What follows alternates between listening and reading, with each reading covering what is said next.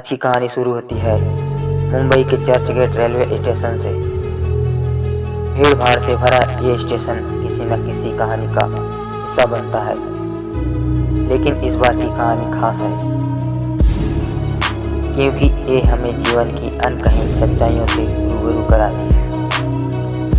साल 2018 नवंबर का महीना, ठंडी हवाओं के बीच चर्चगेट स्टेशन की चहल पहल अपने चरम पर थी।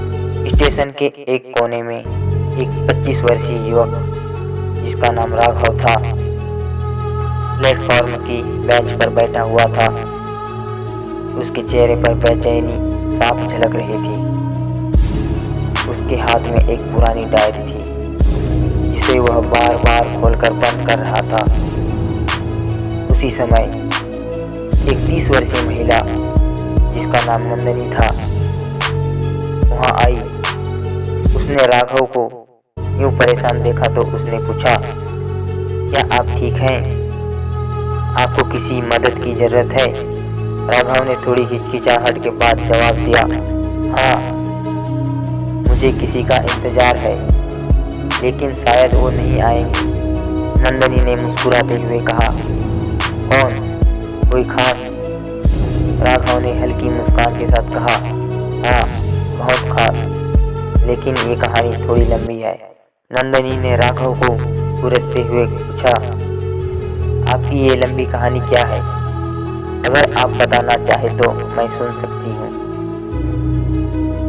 राघव ने अपनी डायरी की ओर इशारा करते हुए कहा, ये कहानी यहीं से शुरू हुई थी।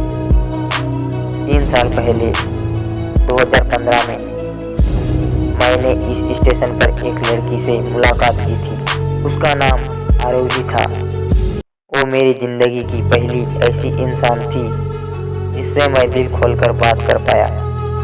राघव ने बताया कि वह उस दिन कॉलेज का आखिरी दिन था और वह स्टेशन पर अपनी ट्रेन का इंतजार कर रहा था।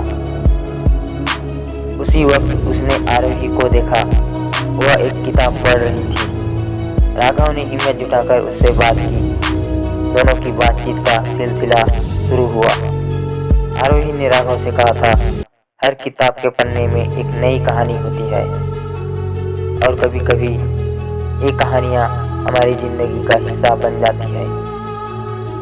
राघव को उसकी बातों से ऐसा महसूस हुआ जैसे वह उसे वर्षों से जानता हो। दोनों ने उस दिन नंबर एक्सचेंज किए और एक दूसरे के दोस्त बन गए। आने वाले महीने में राघव और आरोही की दोस्ती गहरी होती चली गई। राघव के लिए ये दोस्ती कब प्यार में बदल गई उसे पता ही नहीं चला, लेकिन वह अपने जज्बातों को कभी कह नहीं पाया। एक दिन आरोही ने बताया कि उसे किसी दूसरे शहर में नौकरी मिल गई है और वह जल्द ही मुंबई छोड़ देगी। राघव के लिए यह खबर किसी सदमे से कम नहीं थी। उसने सोचा कि वह अपने दिल की बात उससे कह देगा।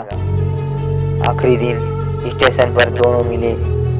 राघव ने अपनी डायरी उसे देने की कोशिश की जिसमें उसने अपने सारे जज्बात लिखे थे, लेकिन ट्रेन के चलते ही उन्होंने सिर्फ एक वादा किया, अगर कभी हमारी राहें दोबारा मिलती है तो मैं सब कुछ बता दूंगा। उस दिन के बाद राघव ने आरोही को कभी नहीं देखा। नंदनी ने राघव से पूछा, तो आज आप यहाँ क्यों आए हैं? राघव ने गहरी सांस लेते हुए कहा, आज वही तारीख है जब उसने आखिरी बार मुझसे वादा किया था। मुझे लगता है शायद वो आई। नंदनी थोड़ी भावुक हो गई। उसने कहा, क्या आप इतने सालों तक उसी वादे पर जी रहे हैं? राघव ने मुस्कुराते हुए जवाब दिया, शायद, लेकिन जिंदगी का हर हिस्सा किसी न किसी उम्मीद पर टिका होता है और मेरी उम्मीद इसी वादे से जुड़ी है। घड़ी की सुई ने 6 बजने का इशारा किया। राघव ने चारों तरफ नजरें दौड़ाई, लेकिन कोई नहीं आया। नंदनी ने राघव का हाथ थामते हुए कहा, शायद वो न आए, लेकिन इसका मतलब ये नहीं कि आपकी कहानी खत्म हो गई। आपकी कहानी तो अभी शुरू हुई है। राघव ने उसकी बात सुनी और सिर हिलाते हुए कहा, शायद तुम सही कह रही हो, जिंदगी आगे बढ़ने का नाम है।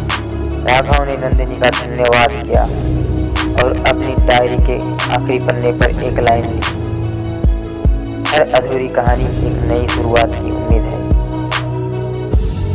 इस कहानी का संदेश यही है कि जिंदगी में कुछ रिश्ते अधूरे रह जाते हैं, लेकिन उनसे हमें एक नई शुरुआत करने का हौसला मिलता है।